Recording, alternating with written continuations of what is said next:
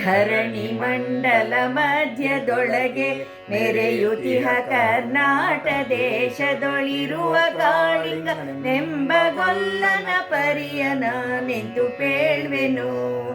ಎಳೆಯ ಮಾವಿನ ಮರದ ಕೆಳಗೆ ಕೊಳಲನೂದುವ ಗೊಲ್ಲ ಗೌಡನು ಬಳಸುನಿಂದ ತುರುಗಳನ್ನು ಬಳಿಗೆ ಕರೆದನು ಹರುಷದಿ.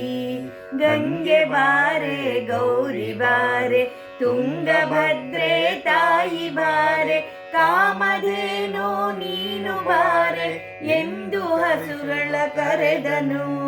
ಗೊಲ್ಲ ಕರೆದ ಧ್ವನಿಯ ಕೇಳಿ ಎಲ್ಲ ಹಸುಗಳು ಬಂದು ನಿಂತು ಚೆಲ್ಲಿಸೂಸಿ ಹಾಲು ಕರೆಯಲು ಅಲ್ಲಿ ತುಂಬಿತು ಬಿಂದಿಗೆ. ಹಬ್ಬಿದ ಮಲೆ ಮಧ್ಯದೊಳಗೆ ಅರ್ಬುತಾನೆಂದೆಂಬ ವ್ಯಾಘ್ರನು ಅಬ್ಬರಿಸಿ ಹಸಿದು ಬೆಟ್ಟದ ಇಬ್ಬಿಯೊಳು ತಾನಿದ್ದನು.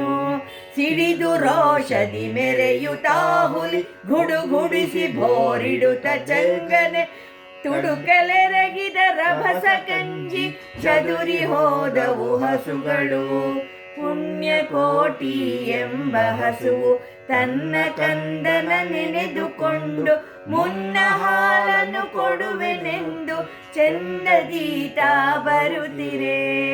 ಇಂದೆನಗೆ ಆಹಾರ ಸಿಕ್ಕಿತು ಎಂದು ಬೇಗನೆ ದುಷ್ಟ ವ್ಯಾಘ್ರನು ಬಂದು ಬಳಸಿ ಅಡ್ಡಗಟ್ಟಿ ನಿಂದನ ಹುಲಿರಾಯನು.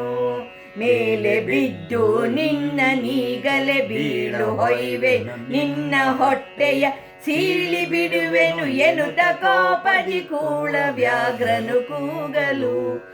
ಒಂದು ಭಿನ್ನಹ ಹುಲಿಯೇ ಕೇಳು ಕಂದನಿರುವನು ದೊಡ್ಡಿಯೊಳಗೆ ಒಂದು ನಿಮಿಷದಿ ಮೊಲೆಯ ಕೊಟ್ಟು ಬಂದು ಸೇರುವೆನಿಲ್ಲಿಗೆ.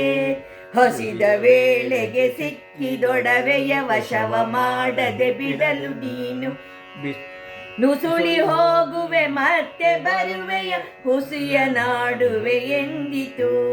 ಸತ್ಯವೇ ನಮ್ಮ ತಾಯಿ ತಂದೆ ಸತ್ಯವೇ ನಮ್ಮ ಬಂಧು ಬಳಗ ಸತ್ಯವಾಕ್ಯಕ್ಕೆ ತಪ್ಪಿ ನಡೆದರೆ ಮೆಚ್ಚನ ಪರಮಾತ್ಮನು. ಕೊಂದು ತಿನ್ನುವೆನೆಂಬ ಹುಲಿಗೆ ಚಂದದಿಂದ ಭಾಷೆ ಕೊಟ್ಟು ಕಂದ ನಿನ್ನನು ನೋಡಿ ಹೋಗುವೆನೆಂದು ಬಂದೆನು ದೊಡ್ಡಿಗೆ.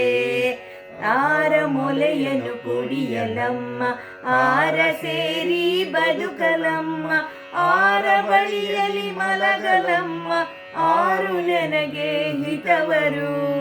ಅಮ್ಮಗಳಿರ ಅಪ್ಪಗಳಿರ ಎನ್ನ ತಾಯೊಡ ಹುಟ್ಟುಗಳಿರ ನಿಮ್ಮ ಕಂದನೆಂದು ಕಾಣಿರಿ ತಬ್ಬಲಿಯ ನೀ ಕರುವನು.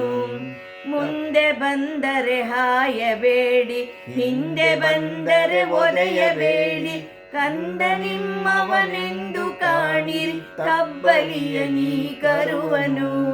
ತಬ್ಬಲಿಯು ನೀನಾದೆ ಮಗನೆ ಹೆಬ್ಬುಲಿಯ ಬಾಯನ್ನು ಹೋಗುವೆನು ಇಬ್ಬರಾರುಣ ತೀರಿತೆಂದು ತಬ್ಬಿಕೊಂಡಿತು ಕಂದನ.